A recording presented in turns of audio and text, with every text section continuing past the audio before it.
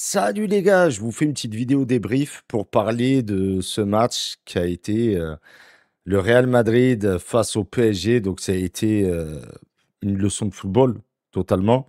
Une équipe qui domine et qui domine de malade son adversaire en fait. Parce que d'un côté, vous avez une équipe, un rouleau compresseur qui est habitué à jouer ensemble, qu'ils ont une confiance de malade depuis maintenant plusieurs mois.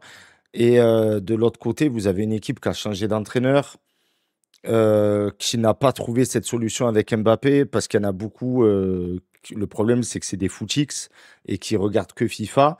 Et que quand sur Twitter, je ne défends pas Mbappé, en fait, dans leur tête, ils pensent que je dis que Mbappé est nul. Et c'est pas le cas. Je dis que Mbappé, il est très fort, mais Mbappé n'est pas fait pour être au Real Madrid. Il aurait été mieux dans une équipe avec un profil de jeu à la Liverpool, à la Manchester City, des équipes de Première Ligue. Il n'a pas le style de jeu pour jouer au Real Madrid.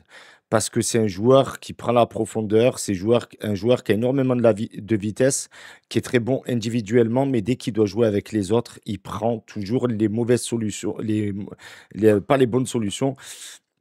Un peu comme ben, vous comparez avec Karim Benzema, par exemple. Karim Benzema était un joueur qui était moins rapide qu'Mbappé, mais qui prenait toujours les bonnes décisions et qui savait jouer en passe et qui sentait le jeu. Et Mbappé, c'est moins le cas.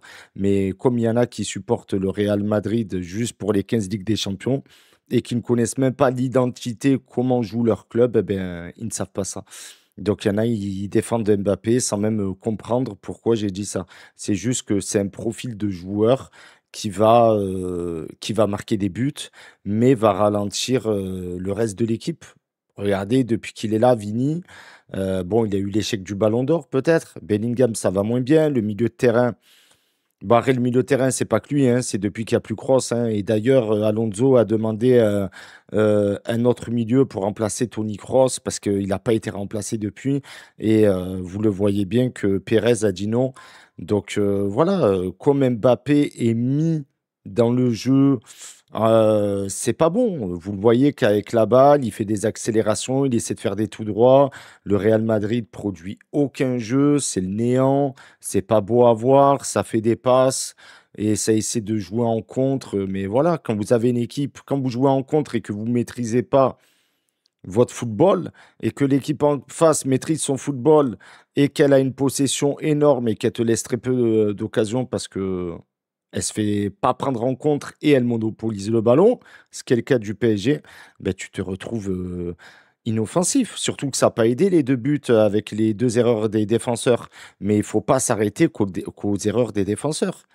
Le problème, c'est pas que les erreurs des défenseurs. Il y a un gros problème à l'équipe du Real dans tous les compartiments de jeu. Ils n'arrivent pas à se trouver. Même quand le PSG presse moins, on l'a vu en deuxième période, ils sont inexistants. Ils proposent rien. Même des contrôles simples. Brahim Diaz, à un moment, il ralentit de jeu sur un contrôle simple. Puis après, c'est Carvaral qui fait des fautes bêtes. C'est toute l'équipe, elle a changé. Et c'est pas qu'Mbappé le problème, mais Mbappé est un problème. Bien sûr qu'avec Mbappé, tu gagneras des trophées, tu marqueras des buts, etc. Mais tu ne seras pas aussi performante qu'une équipe quand à l'époque il y avait Karim Benzema, par exemple. Voilà. Parce que le jeu d'Mbappé irait mieux en première ligue. Et c'est pas pour rien qu'il y avait une vraie partie des supporters madrilènes qui n'étaient pas pour que Mbappé vienne, parce qu'ils connaissent leur club. Heureusement qu'il n'y a pas que des footix quand même au Real Madrid. Et pour parler du PSG, quoi dire de plus, les gars? Beraldo m'a surpris. J'ai trouvé que je pensais que moi, si le PSG passait pas, ça serait à cause de Beraldo, parce que il perdait pas de chaud. Et Beraldo m'a vraiment surpris, je l'ai trouvé exceptionnel. Moi, les joueurs que j'ai aimés, les gars, j'aime les joueurs qui sont dans l'ombre, moi. Fabien Ruiz, je l'ai trouvé exceptionnel encore. Je sais, je parle souvent de Fabien Ruiz. C'est pas parce qu'il est d'origine espagnole comme moi, c'est que j'aime bien ces joueurs de l'ombre. Je l'ai trouvé propre, hormis qu'il est marqué et tout. Dans le jeu, je l'ai trouvé propre, les récupérations, les appels, intelligent.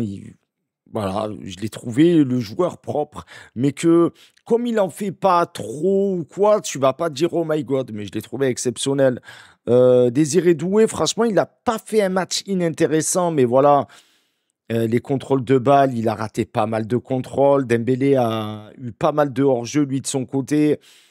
Voilà, Hakimi, il a été bon, hein. Après, c'est pas le match où il est ressorti le plus. C'est sûr que quand tu vois le match du Bayern, ni celui-là, c'est pas dans ce match qui ressort le plus. Mais voilà, quoi, il a été solide. Il a fait des appels offensifs sur la passe décisive. Je crois que c'était sur Fabien Ruiz. Donc voilà, le jeu de transition entre Dembouz et Hakimi est exceptionnel. Mais l'équipe complète du PSG, voilà, Kvaratskhelia, bon, il a eu un peu moins de chance devant les cages, il a eu beaucoup d'occasions, mais j'ai trouvé l'équipe du PSG, ben, une équipe en totale maîtrise, quoi. T'as l'impression que c'est la nouvelle équipe qui domine le football. Ça me fait penser un peu au Barça à l'époque de Guardiola, quoi. T'as l'impression que c'est l'équipe qui va dominer le football dans les prochaines années, tu vois. Il faut dire les termes. Moi, je le dis même avant les huitièmes de finale que le PSG, c'est une très belle équipe à avoir joué et qu'ils peuvent gagner la Ligue des Champions, qu'ils pouvaient passer Liverpool et tout. Je me suis pas trompé. Et là, ils rentrent dans une autre sphère. Parce que même si c'est face à un Real malade, après aussi, il faut. Tu peux dire oui, mais le Real ci, le Real ça, c'est les choix du président. C'est le président Pérez qui a voulu Mbappé et qui a fait le dysfonctionnement et le déséquilibre de cette équipe du Real Madrid.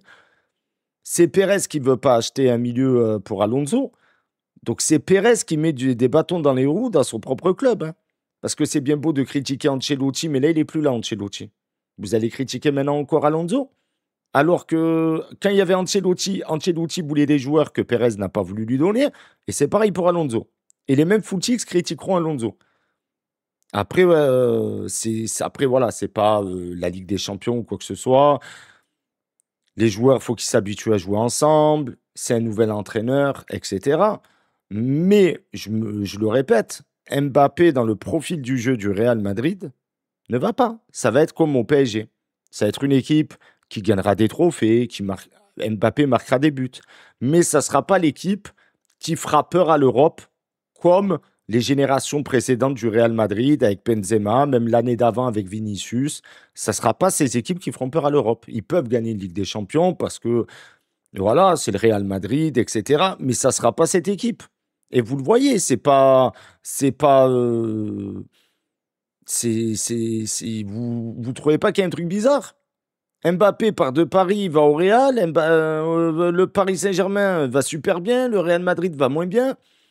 Mais c'est pas la faute d'Mbappé, c'est que Mbappé a son style de jeu et ça ne concorde pas dans toutes les équipes. Certains vont comparer avec l'équipe de France, comme il y en avait, ils me parlaient de l'équipe de France quand l'équipe de France gagne la Coupe du Monde. En 2018, faut pas oublier, il y a la pioche, il y a Griezmann, etc.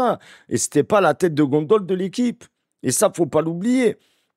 Donc voilà, et l'équipe de France, c'est un jeu vraiment différent. L'équipe de France, c'est un jeu un peu à l'italienne.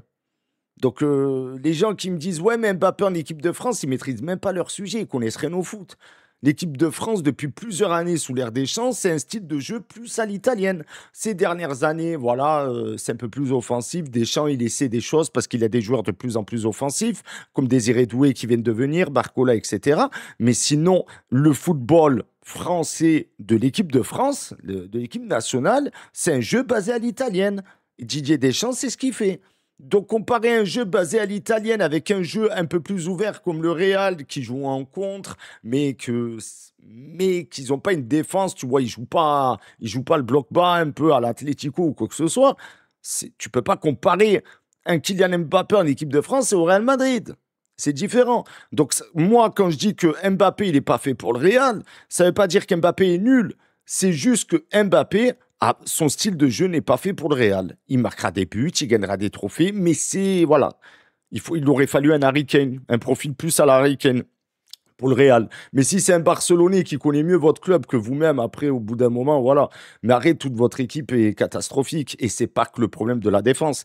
Et aussi, c'est pas pour, voilà, c'est pas Asensio, en plus, il avait eu un carton rouge il y a quelques matchs.